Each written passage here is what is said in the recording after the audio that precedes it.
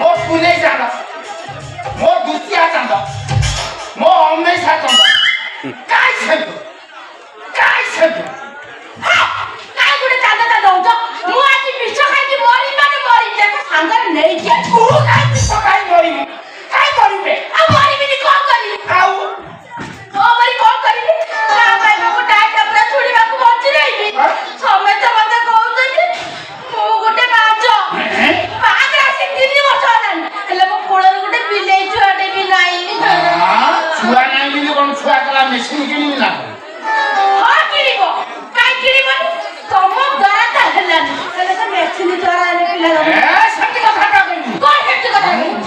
machine ଦ୍ୱାରା ଛୁଆ ଜନ୍ମ କରିବି ତମେ ଖାଉ ହେଇପାରିବନି କଣ ହେଇପାରିବନି କାଇଁ ହେଇପାରିବନି ଏଇ ଛାଡା ମୁଚା ଜୋକଡ଼ିକା କାଟିକିଆ କାଇଁ ହେଇପାରିବନି ତମର ତ ସବୁ ଡିଫେକ୍ଟ ସେଇଥିପାଇଁ ତ ଆଜି ମୋ କୂଳ ଖାଲି କହିଲା ବେଟି ଫେକ୍ଟ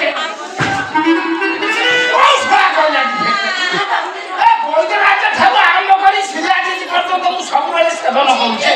ନିର୍ଦ୍ଦିଷ୍ଟରେ କରୁଛି କହିଲା ଡିଫେକ୍ଟ ଚାଲ ଶୁଣ ଯଦି କହିବୁ 3 ମାସରେ 6ଟା ଛୁଆ କରିଦେଇପାରେ ଏଟା କଣ୍ଠର ଗ୍ୟାରେଣ୍ଟି କଣ୍ଠର ଗ୍ୟାରେଣ୍ଟି ମୁଁ ଗାଁରେ କହୁଛି କଣ୍ଠର ଗ୍ୟାରେଣ୍ଟି ହେଇରା ବାଡ଼ି ପଛା ଜୋକଡ଼ିକା ରହିଜଣା କାଟିକିଆ ଗ୍ୟାରେଣ୍ଟି ଯଦି ମୋ ପିଲା ହଉନି କଣ କାଇଁ ଯାଉନି କାଇଁ ଯାଉନି ସେ ଘରଟା ତୋର ନାହିଁ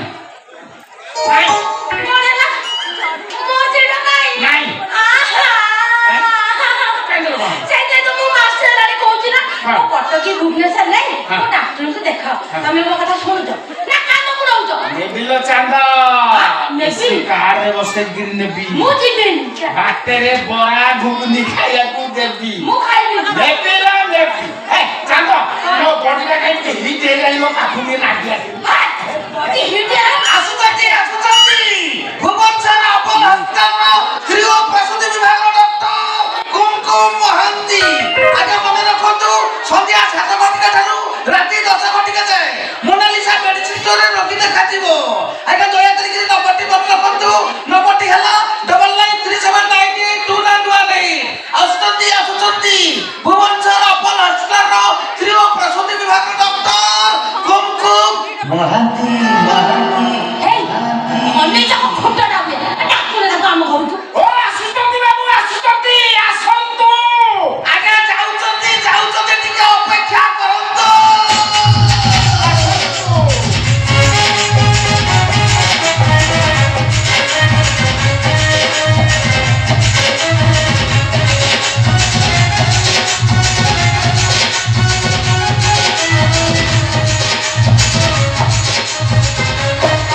ଆଜ୍ଞା ନମସ୍କାର କୁହନ୍ତୁ ଆପଣ କଣ ଜଣାନ୍ତୁ ଆଜ୍ଞା ମୋ ନା ଟଙ୍କା ବାପା ନା ବସୁଧା ସାକିନି ଟଙ୍କା ଧାନା ସୁକିନ୍ଦା ଆସୁଛନ୍ତି ହଉଛନ୍ତି ମୋ ଧନ୍ଦା ନମସ୍କାର ନା ଗାଁ ଠିକଣା ବେପାର ସବୁ ମେଳ ଖାଇଯାଉଛି ମୋର ବି ତାଙ୍କ ସାଙ୍ଗରେ ମେଳ ଖାଉଛି ମୋ ନା ଚାନ୍ଦ ନା ତମେ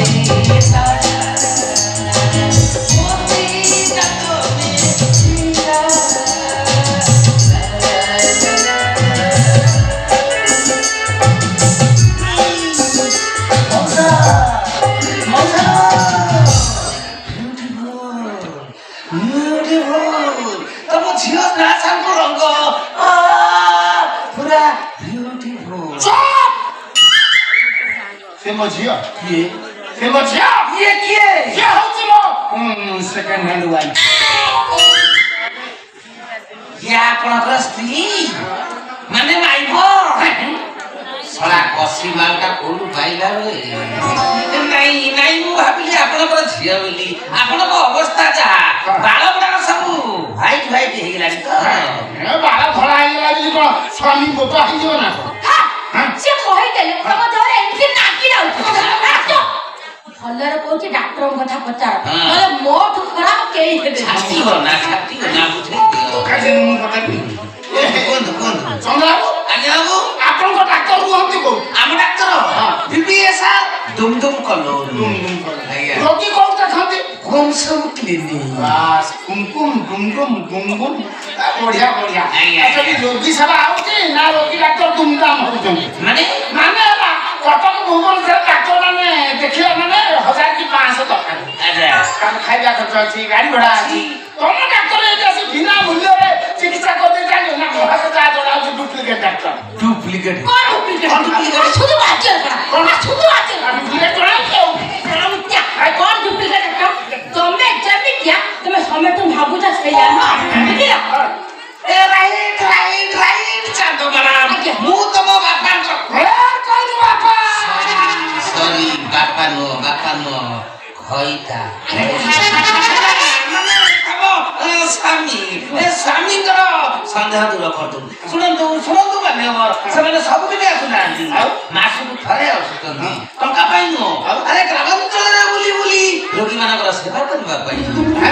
ରୋଗୀ ସେବା କରୁଛୁ ରୋଗୀ ସେବା ଆଏ ବଡ ବଡ ରୋଗ ଦେଖୁଛନ୍ତି ନା ଛୋଟ ଛୋଟ ନାଇଁ ଆଜ୍ଞା ସବୁ ପ୍ରକାର ଡାକ୍ତର ଆସୁଛନ୍ତି ବଡ ଦେଖୁଛନ୍ତି ଛୋଟ ଦେଖୁଛନ୍ତି ସବୁ ପ୍ରକାର ଡାକ୍ତର ତଥା ହିଷ୍ଟ୍ରିଆ କନେରିଆ ଫନେରିଆ ହାନିଆ ଫାନିଆ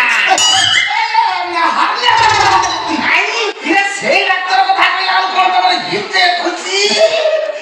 ତମର ସେଇଟା ଅଛି ଅଛି ଏଇଟା କଖାରୁ କରିଲା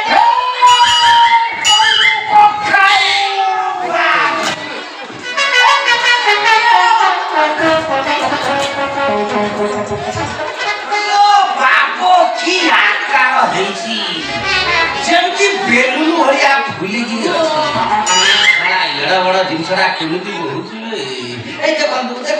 ସେଇ କଖାରୁ ହଉଛି ଝଗଡାର ମୂଳ କାରଣ ସେ କଖାରୁ ପାଇଁ ଝଗଡା ସେ କଖାରୁ ପାଇଁ ଟେନସନ ସେ କଖାରୁ ପାଇଁ ସ୍ୱାମୀ ସ୍ତ୍ରୀଙ୍କ ଭିତରେ ମନମାଲି ঠিক কইছা ଚାନ୍ଦ ଡାକ୍ତର ତ କହୁଛି ମୋ ଡିଫେକ୍ଟ ଅଛି ସେ ଡିଫେକ୍ଟଟାକୁ ଅପରେସନ କରି ବାହାର କର ତାପରେ ତୋ କାମ କରିବା তাহলে আগে মোর পিলা ছাড় মো কথা না বুঝি মো ভাই পেলা কখা লগে চলে আরে মোর কথা কে বুঝে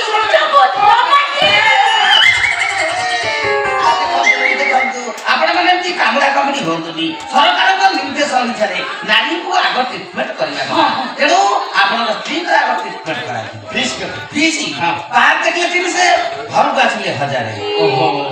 କଣ ସ୍ୱାମୀ ସ୍ତ୍ରୀଙ୍କ ଭିତରେ ଡିସାଇଡ୍ କର କଣ କାର୍ଯ୍ୟକ୍ରମ ହବ ଚାନ୍ଦକୁ ନେଇକିରି ଗଲେ ସାରା ଗାଁ ଟୋକା ମାନେ ସାରା କମେଣ୍ଟ କରି ପୁତି ଖାଇଯିବେ ଆପଣ ଆସିବେ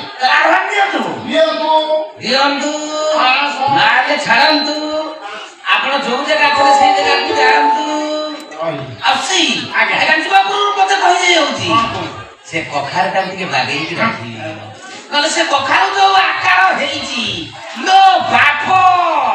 ମାଙ୍କଡ ଖାଇଲି ଆସିବା